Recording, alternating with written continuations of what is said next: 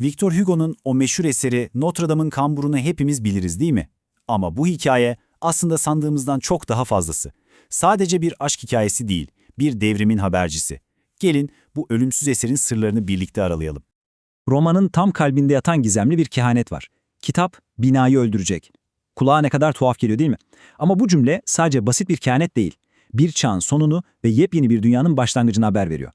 Bu bölümün sonuna geldiğimizde bu cümlenin ne kadar derin bir anlam taşıdığını hep birlikte göreceğiz. Ama o kehanete gelmeden önce gelin bir zaman yolculuğu yapalım. Rotamız 15. yüzyıl Paris'i. Düşünsenize, öyle bir şehir ki taşlar sadece binaları değil, insanlığın tüm hafızasını, tüm bilgisini taşıyor. Ve bu devasa taş hafızanın merkezi, kalbi, işte tam da Notre Dame Katedrali. Hugo'nun anlatımıyla o Paris'i adeta yaşıyoruz. Şehrin o kaotik ama bir o kadar da canlı ritmini hissediyoruz. Bir yanda üniversite öğrencilerinin bitmek bilmeyen hararetli tartışmaları, diğer yanda pazar yerindeki satıcıların bağrışmaları. Her sokak, her köşe başı adeta bir festival alanı gibi, capcanlı.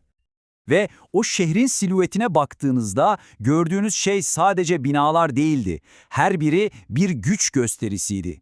Sainte-Chapelle'in göğe uzanan kulesi, Adalet Sarayı'nın heybeti, Louvre'un o görkemli kuleleri, hatta kavşaklardaki o ürkütücü taş daraçları bile bir şeyler anlatıyordu.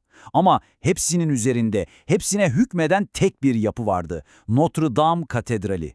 Mimarinin sessiz ama en etkili dil olduğu bir dönemdi bu. Peki bu devasa taş yapıyı asıl anlamlı kılan neydi? Sadece mimarisi mi? Tabii ki hayır. Onu asıl efsanevi yapan, gölgesinde yaşayan, kaderleri o duvarlara bağlı olan insanlardı. Gelin şimdi o insanları, o ruhları biraz daha yakından tanıyalım. İlk olarak karşımıza Quasimodo çıkıyor. Katedralin basamaklarına terk edilmiş, fiziksel görünüşü yüzünden toplumun canavar diye damgaladığı o sağır zangoç. Onun bütün dünyası katedralin taş duvarlarıydı. Sonra bir de Esmeralda var. Quasimodo'nun karanlık ve sessiz dünyasının tam tersi. Dansıyla, neşesiyle Paris sokaklarına adeta ışık saçan, güzelliğiyle herkesi kendine hayran bırakan o genç çingene kızı. Ve bu iki zıt karakterin kaderini birleştiren trajedinin merkezindeki isim Başdiyakoz Claude Frollo. Kendisi hem bir din adamı hem de bir bilim insanı. Aklı bilgiyle dolu ama ruhu tek bir yasak arzuyla, Esmeralda'ya duyduğu takıntıyla yanıp tutuşuyor. Quasimodo için dünya, insanların acımasız bakışlarından ibaretti. Ama katedralin içinde, özellikle de Çan Kulesi'nde o bir kraldı. Dışarıdaki dünyanın dilini duymuyordu ama çanların dilini herkesten iyi anlıyordu. Onun senfonisi, onun tek dostu o devasa çanlardı. Özellikle de Güney Kulesi'ndeki büyük çan, Mari. İşte bu üç insanın, yani dışlanmış Quasimodo, sanatçı Esmeralda ve din adamı Frollo'nun yolları kesiştiği anda büyük bir trajedi de başlıyor.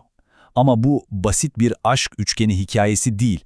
Bu aynı zamanda 15. yüzyıl adalet sisteminin ne kadar çürümüş olduğunu ve ahlaki değerlerin nasıl yerle bir edildiğini gösteren bir ayna.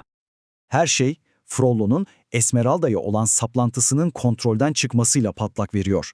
Yüzbaşı Phoebus'a düzenlenen bir saldırının ardından Frollo kendi suçunu ve hastalıklı arzusunu gizlemek için mükemmel bir günah keçisi buluyor, Esmeralda. Ve onu büyücülükle suçlayarak adalet mekanizmasını masum bir kızı yok etmek için kullanıyor. Ve Esmeralda'nın yargılandığı mahkeme tam bir komedi. Daha doğrusu bir trajedi. Suçlama ne? Büyücülük. Peki tanık kim? Evcil keçisi Jolly. Keçiye harflerle birkaç numara yaptırıyorlar ve bu şeytani bir kanıt olarak kabul ediliyor. Zavallı Esmeralda korkunç işkence tehditleri altında her şeyi itiraf etmek zorunda kalıyor. Sonuç tabii ki idam. Adaletin nasıl bir maskaralığa dönüşebileceğinin en acı örneği. Hugo'nun dehası da tam burada ortaya çıkıyor. Bu kişisel trajediyi aslında çok daha büyük, çok daha devrimci bir fikri anlatmak için bir zemin olarak kullanıyor. Şimdi en başta konuştuğumuz o gizemli kehanete geri dönme zamanı. Kitap binayı öldürecek. Bir kitap bir binayı nasıl öldürebilir ki? Kulağa gerçekten de mantıksız geliyor. Ama bu cümlenin arkasındaki o büyük devrimi ilk anlayan kişi yine romanın en zeki karakterlerinden biri olan Frollo oluyor.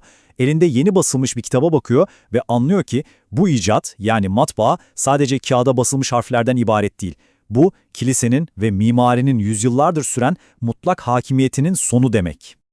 Şöyle düşünelim. Matbaa icat edilmeden önce insanlığın en büyük fikirleri, en önemli bilgileri nereye yazılıyordu? Taşa. Katedraller adeta taştan yapılmış devasa kitaplardı. Okuma yazma bilmeyen halk için birer ansiklopedi gibiydiler. Ama bu granit kitapların bir sahibi vardı, kilise. Bilgi kontrol altındaydı, kalıcıydı ve sadece belirli bir zümreye aitti. Ama Gutenberg'in o kurşun harfleri her şeyi değiştirdi. Çünkü kitap basittir, dayanıklıdır ve en önemlisi çoğaltılabilir. Herkese ulaşabilir. Artık düşünceyi bir katedralin duvarları arasına hapsetmek mümkün değil. Matbaa ile birlikte bilgi tıpkı hava gibi özgürleşiyor. Herkesin oluyor. Ve bu yeni güç mimarinin o tek ve mutlak otoritesini yerle bir ediyor. İşte kitap binayı böyle öldürüyor. Hugo'nun bu büyük toplumsal değişim analizi karakterlerinin derinliklerinde de yankılanıyor ve bizi romanın belki de en temel sorusuyla baş başa bırakıyor. Gerçek canavarlık nedir? Dış görünüş mü yoksa ruhun karanlığı mı? Bir yanda Quasimodo var, dışarıdan bakınca bir canavar, toplumun korktuğu, dışladığı biri. Ama ruhunun derinliklerinde sadakat ve sevgi taşıyor. Diğer yandaysa Frollo, dışarıdan saygın, bilgili bir din adamı ama ruhu kıskançlık, saplantı ve yıkıcı bir arzuyla tamamen çürümüş. Peki, şimdi tekrar soralım. Gerçek canavar hangisi? Hugo'nun burada bize anlatmak istediği çok net aslında. Quasimodo kötü ya da canavar olarak doğmadı.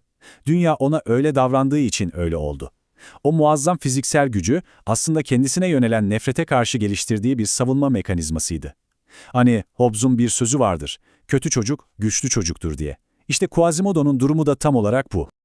Yani toparlayacak olursak Notre Dame'ın kamburu sadece kambur bir zangoçun acıklı aşk hikayesi değil, çok daha ötesi. Bu, sevgiyle saplantının, sanatla bilimin, eski dünya düzeniyle yepyeni bir bilgi çağının şafağındaki o büyük mücadelenin destanı. Ve Hugo'nun yüzlerce yıl önce yazdığı bu eser, günümüz dünyası içinde bize çok güçlü bir soru soruyor. Bir düşünelim. Artık en büyük hikayelerimizi, en önemli bilgilerimizi taş binalara kazımıyoruz. Peki, bizim çağımızın Notre Dame'ı ne? Kolektif hafızamızı, ortak hikayelerimizi bugün nereye yazıyoruz? İşte bu soruyla sizi baş başa bırakıyorum.